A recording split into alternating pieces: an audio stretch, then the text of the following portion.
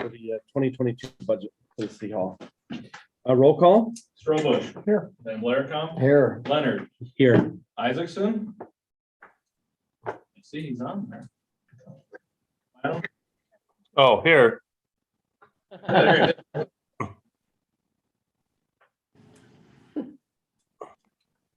Did you finish? Yeah, I did say Oh. that. Did you, I heard this, so I'm here. I went through twice now. Excellent.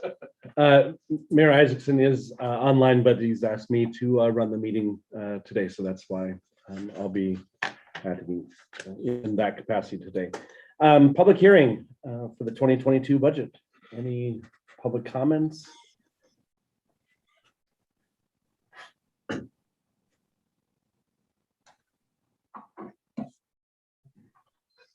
Do you want me to speak to what you were going to, just because I understand the question that she had more so, and I've already asked the question. Okay. A question was brought up by the library board on Monday, that on the budget that's published, there is no expenditures listed under the library budget, therefore making their estimated fund balance at the end of 22 to be fairly exorbitant because it only has revenues, not expenditures. And I did actually pose that question to Patty and Ben, and the explanation for that is that that's protocol. Because the city has no say in the actual expenditures.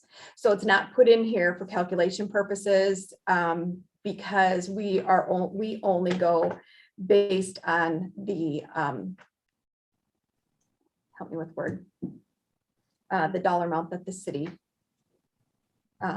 puts towards the library budget. So we don't enter an expenditure number because that's nothing that's not part of our budget. We only put in the dollar amount that's actually appropriated to the library from the city. So that's why there's a blank there in that number. So. And the clarification further for me then is a property tax contribution that aligns with what the city tax dollars are contributing. Yes. Okay. Can I add a clarifying point as well? Mhm. In talking with Ashley, the board president, last year it was listed. Oh. The reason for that is we don't actually make this budget notice, the auditor does. He did not receive the library budget when he did this. Okay. So it would have been on there had the budget been done when you have to do it, so. Any other public comment?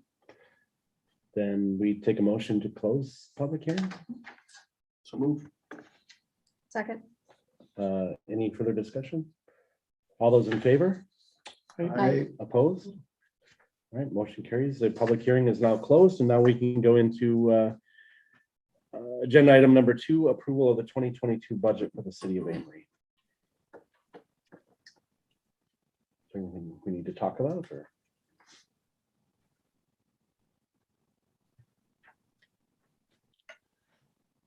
Regarding the library budget, it's my understanding that when we're losing our library director, and as of this coming Friday, and since she resigned, she's eligible. Is she still covered under our hours, our vacation, or? She will have to only receive 20% of her Yeah, PTO but payout. that comes from the city, yeah, That right? comes from the city. Okay, Following the city's handbook, our foreign Yes. employee handbook. okay. Just So- to clarify, the dollars don't come from the city, the dollar comes from the library From their budget. library fund. Yes. However, it seems that there has been some conversation or emails back and forth that were sort of, we just get the money and we, from you, and then we decide how to do that. But a couple things came up in our committee as a whole meeting that we do the payroll for the library personnel. And we don't charge the library for doing that paperwork. But we do have several other organizations that we do payroll for, i.e. the fire department, and they get charged for whatever office time there is to process payrolls and that type of thing. It's fairly, I wouldn't say minimal, but it's, not calculated at a rate to make any money, put it that way. Also, the library folks follow supposedly the City of Amory Personnel Handbook, which either we gotta follow that or we don't, and that's not, I don't think, necessarily being followed at the present. So I don't know if tonight's the appropriate time to talk about, those things, but I think going forward as a budget item, that's something we need to address. If we have a handbook and the library has adopted that handbook, and I don't know if they have or not necessarily, but there are employees. And so if we have a handbook and it's how we interact with our employees, then that needs to be followed, not just, cursory examination and do what you want with. And I'm not saying anything about that. I'm just saying city handbook, city pays them, then it's got to be followed by the city rules, period. Yeah, I see these things as two separate items. So the budget side where we're Yeah. not creating or passing on the expense of running payroll to the library board is separate from the handbook. So I think the handbook will have to address. But both of them impact the budget because, because we pay out personal benefits, and this, if Amy has resigned, it will positively affect us because her benefits will stop day of resignation or 20 days after that, whatever. I don't know how No, that, it's immediate. The only thing that would change would be her health benefits, yeah, if she wants to carry. because that's Yep. whatever you But call that it. doesn't impact us. That impacts the That library's impacts the budget. library.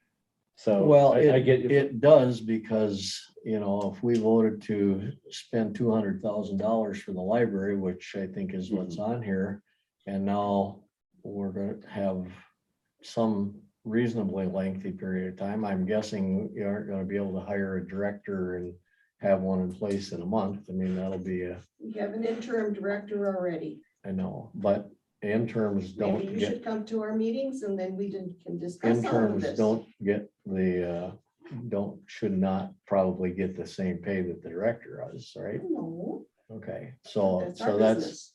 that's a budget affected. So are you recommending that we change the allocation from $200,000 to the library? Well, part of that discussion as well is the 200,000 contribution from the city. We're also, as we move them into the new facility, we're eliminating a lot of their expenses. There's about 27,000 in condo fees that are being eliminated.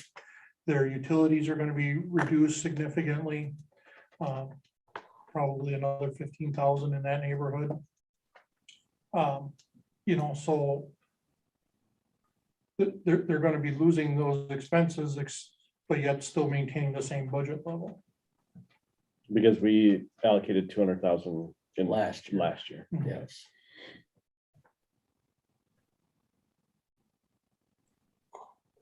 Now they're I- going to be closed for, they say, what, 4 to 6 weeks?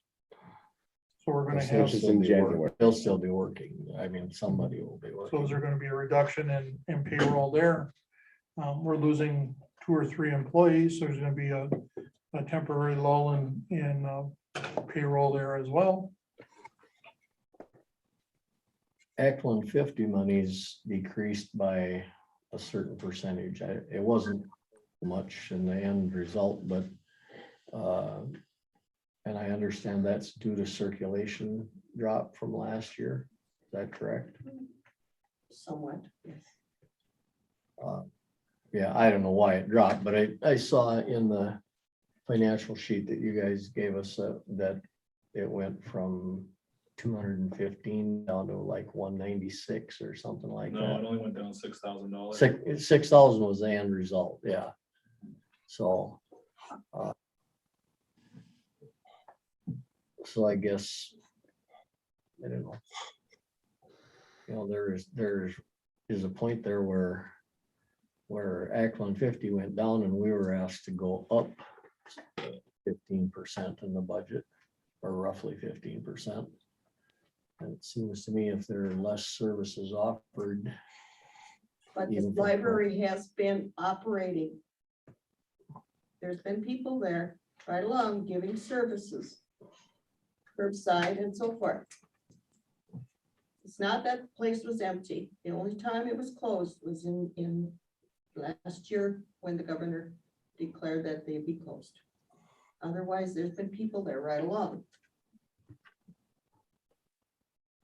So as we're thinking about the budget for next year, are you recommending we change it from 200,000? Our allocation, or is there a recommendation from the full council for that? Or leave it the same? It's, because that's really the decision point that we're at. From my perspective, their original ask was $230,000. We did not approve that. We approved $30,000 less than that at $200,000.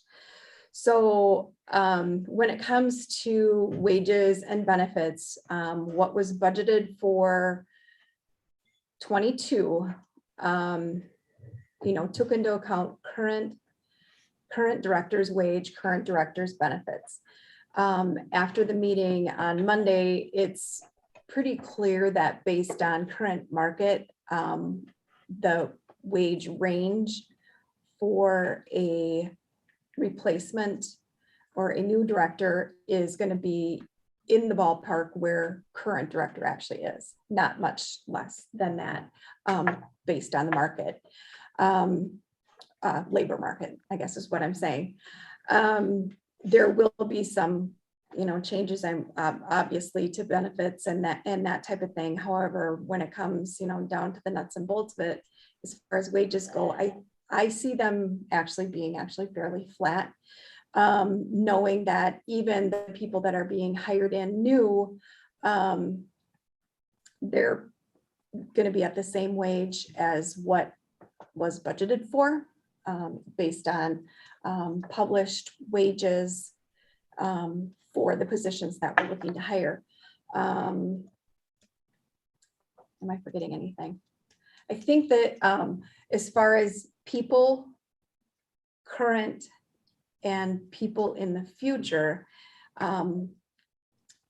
they've budgeted for 2 new people part-time, which is probably realistic until we get our feet underneath us with the move. I really do feel like the current appropriation is appropriate. I think the number that was given for electricity, water, sewer, you plugged those numbers, right? Based on what? What they budgeted last year. Right, but wasn't that adjusted based on what John Thompson asked me. the the day after the percentages? meeting. No, I just had them plug in their same numbers they put in the county association last year. And then afterwards, John Thompson asked me about it and I told him that he could probably reduce them by about 1/3 when they were gonna revise their budget. I don't know if they did, I don't think so. Well, condo fees was taken out, but electricity, water, sewer, and gas are in at the same dollar amount as prior to. So, there's probably going to be a savings there of what, 1/3? Yeah. I guess so, yeah. So a savings of 1/3. It's Our gas is 26,000. 36, almost $37,000. So, if there's a savings there of 1/3, we're still talking, $10,000. The original ask was 30,000. There's still going to be some dipping into the fund balance. I guess I feel comfortable with the number that we're at right now, but I'm not the only one on this board, so. No, I think when we saw the original ask for 230, and I think we did kind of push around some of the ideas that there's going to be a reduction in costs for a lot of other things. And I think that's kind of why we settled on the same as last year, among other reasons, but I think we think there'll be pretty decent savings. We're not sure exactly how much. So I think we said 2 was probably safe. Rather than we'll know more next year. So I think I'm comfortable with it at 2. And, going forward, if this is, part of this discussion, which I don't think is budget, but at least letting the library board know that it's consideration to do a cost for services going forward, which it's not a big deal, but Lakes, everybody else pays a fee Consistency. for the processing. That's We kind of voted fair. to give $20,000 for the move, and I guess that'd be the only reason that I would be comfortable with 200,000 is the fact that if there's $20,000 extra there, maybe they can use it to move or something, but Like everything else, if you move into a new place, you're gonna have costs you didn't anticipate. Just I do. totally understand that. But I just think, the responsiveness of the library has been less than optimal. And I think, as some of the, because some of the things like the services, like doing all the payrolls and stuff like that, and considering that library folks as city employees, but not having any input whatsoever on the employees, that's not acceptable as far as I'm concerned. We can't do that another year. Well, state statute doesn't allow us to do that. Exactly. I mean, we can't do that. They either we can sell our time, our folks' office time for doing that, and, on a per wage or whatever, or they can be our employees, in which then there's got to be some responsiveness to the city. Otherwise, just give them $200,000 out and providing the payroll service and providing the insurance runs through and everything else like that, and then not having any way of evaluating performance of that money. I mean, that's 200,000 gone, it's out there, and we're not, we don't have any way of being responsible for that, even though we voted to spend $200,000, and I don't think that's right at all. So I'm cool with 200. That I don't disagree with Rick. The relationship between the city and the library has been less than optimal over the last 2 years. I know they're upset about moving. We don't have an issue with that. That's an issue that's gone by, and if you're still chewing on it, I apologize. That's over and done. We're providing you with a very nice facility. We're providing the library with the facility that we are providing them with. There's a number of things that the library board by statute can do, but there's also a number of things that the library board is benefiting from the city right now. One of the things is health insurance. Their employees that take the health insurance are benefiting from the group plan that the city has. Just to be aware, the money that the city is giving them, I don't think is taking into account the condo fees and the reductions and utilities and whatnot. So they're going to have another 10 or 20,000, 30,000 potentially in their budget that they could use towards, like Eric said, setting up the new facility. And as long as they understand that. I also see that the library is doing zero to be cost effective. We work with our other department heads time on saving on overtime. How can we do the job and meet the goals of the city and do it cheaper? Or, stay within a budget range as well. So I'm fine with staying with the 200, but with the understanding that, there should definitely be a surplus. I thought for sure this year being closed, even for a few weeks, that there would be a surplus. There's not been a budget surplus whatsoever, so that money is being spent. Well, what's it being spent on? Is the money that's being spent, is it being spent to forward the mission of the library?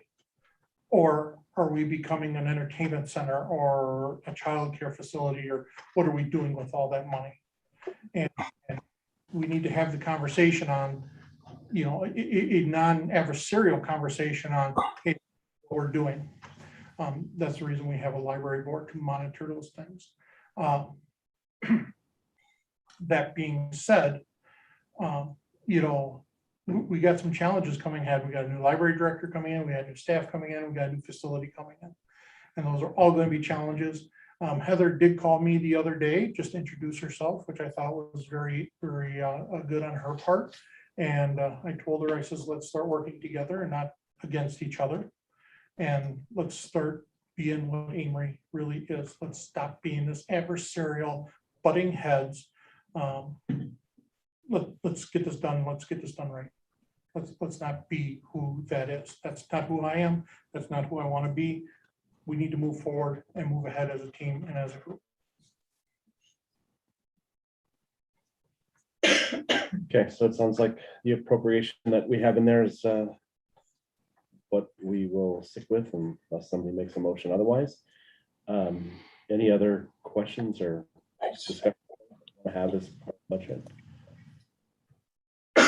Just to note that this budget is within a couple $1,000s of us still staying or qualifying for the extra money from the state. Oh, it's even closer than that. It's like $600. $600. It's like right there. Okay. Don't wreck nothing tonight, Mahoney. I'll make a motion to approve the budget as printed for 2022. Second. Motion's been first and seconded. Any further discussion? All those in favor? Aye. Opposed? All right, motion carries. The budget for 2022 is approved. What are you pointing at me for? You're always the one to move to the chair. Yeah, we're looking for number three. I'm ready to go home. Move to adjourn. There we go. All those in favor? Aye. Opposed? Mr. Q.